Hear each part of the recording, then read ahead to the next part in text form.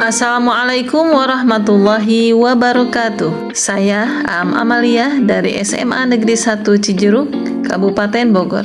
Kesempatan ini saya akan memaparkan tentang materi pembelajaran di kelas 12, yaitu tentang hereditas pada manusia. Yang pertama, kita akan bahas variasi sifat pada manusia. Sifat pada diri manusia meliputi sifat fisik, fisiologi, dan psikologi. Variasi sifat dikendalikan oleh gen-gen yang bersifat dominan atau resesif. Selain faktor hereditas, faktor lingkungan juga berpengaruh terhadap kemunculan suatu karakter. Contoh sifat-sifat fisik manusia yang bersifat dominan dan resesif. Sifat dominan yang pertama, rambut keriting. Sifat resesifnya adalah rambut lurus. Sifat dominan, mata sipit. Sifat resesifnya adalah mata lebar. Sifat dominannya, tangan kidal. Sifat resesifnya, tangan tidak kidal. Sifat dominan, lesung pipit. Resesifnya adalah tidak berlesung pipit, dan sebagainya. Yang kedua, kita akan membahas tentang pedigree atau peta silsilah keluarga. Pedigree adalah diagram yang menunjukkan penurunan karakter-karakter tertentu dari leluhur kepada keturunannya dari generasi ke generasi berikutnya dalam suatu populasi. Manfaat peta silsilah keluarga ini adalah mengatur perkawinan untuk menghindari munculnya penyakit-penyakit keturunan, mempertahankan sifat-sifat unggul dalam keluarga, memperbaiki mutu genetik keluarga. Contoh peta silsilah keluarga yaitu menganalisa pedigree untuk penyakit alkaptonuria, yaitu penyakit pada kelainan pada urin.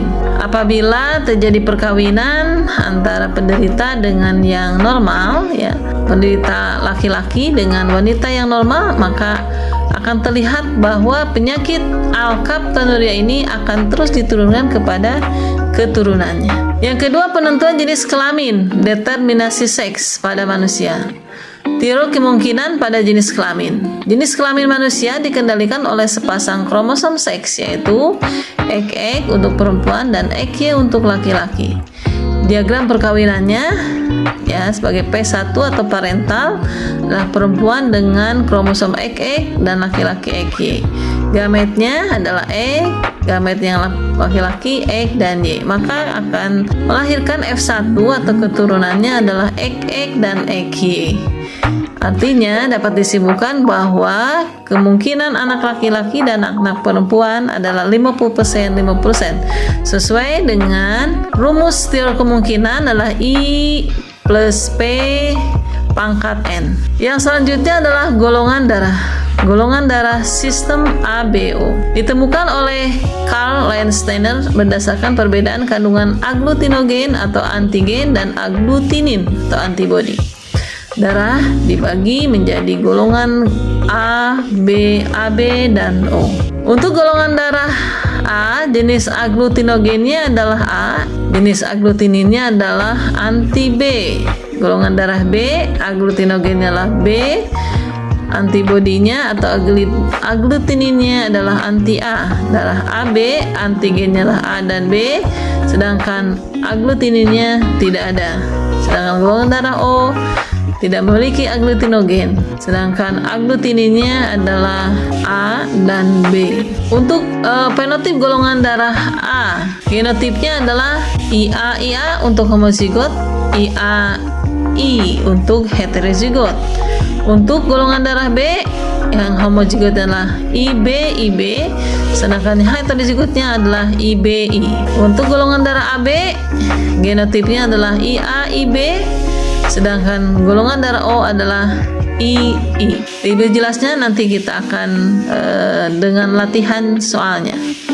Bagaimana golongan darah ini akan diturunkan kepada keturunannya. Selanjutnya adalah golongan darah sistem MN. Berdasarkan sistem MN ini, golongan darah ada golongan darah M, golongan darah N, dan MN. Kemudian ada kelainan dan penyakit genetik pada manusia. Selanjutnya adalah kelainan dan penyakit menurun oleh alel yang terpaut pada autosom atau kromosom tubuh. Kelainan yang disebabkan oleh alel dominan autosomal. Kelainan ini akan diderita oleh individu yang bergenotip homozigot dominan maupun heterozigot. sedangkan individu yang bergenotip homozigot resesif adalah normal. Contohnya adalah polidaktil, thalassemia, dan sindrom Huntington. Yang kedua, kelainan yang disebabkan oleh alel semi-dominan autosomal. Contohnya adalah cystinuria, yaitu kelainan berupa tubuh terlalu banyak mensekresikan asam amino cysteine yang pada akhirnya menyebabkan batu ginjal. Individu bergenotip homozigot adalah penderita batu ginjal. Individu bergenotip heterozigot menyekresikan cysteine tetapi tidak menimbulkan batu ginjal. Individu bergenotip resesif atau C kecil adalah normal. Yang selanjutnya adalah kelainan yang disebabkan oleh alel resesif autosomal.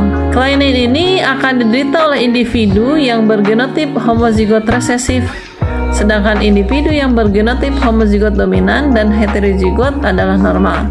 Contohnya adalah pada penyakit albino. Selanjutnya, kelainan dan penyakit menurun oleh alel yang tertaut pada kromosom kelamin.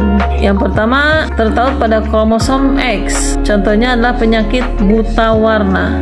Buta warna adalah kelainan berupa tidak dapat mengenali warna-warna tertentu. Dengan rumus genotipnya adalah wanita normal adalah XB besar XB besar, wanita karir adalah XB besar XB kecil, wanita buta warna XB kecil XB kecil, laki-laki normal XB besar Y, laki-laki buta warna XB kecil Y. Selanjutnya adalah hemofili, kelainan berupa darah sukar membeku jika terjadi luka.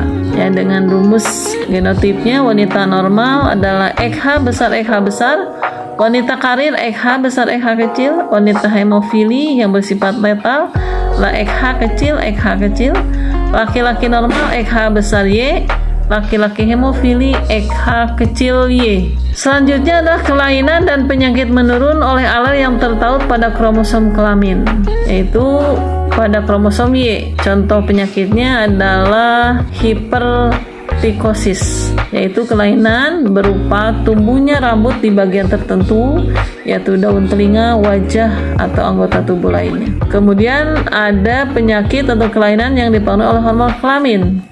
Contohnya adalah kebotakan yang dikendalikan oleh alel dominan autosomal. Apabila dalam kondisi homozigot dominan B besar, kebotakan pada laki-laki dan perempuan. Kemudian pada yang bersifat heterozigot atau B besar B kecil, pada laki-laki terjadi kebotakan namun tidak pada perempuan. Kemudian homozigot resesif B kecil dalam kondisi normal. Demikian penjelasan tentang hereditas pada manusia secara sekilas. Untuk lebih jelasnya bagaimana kelainan-kelainan tersebut akan kita jelaskan pada video berikutnya. Terima kasih atas perhatiannya. Mohon maaf atas segala kekurangannya.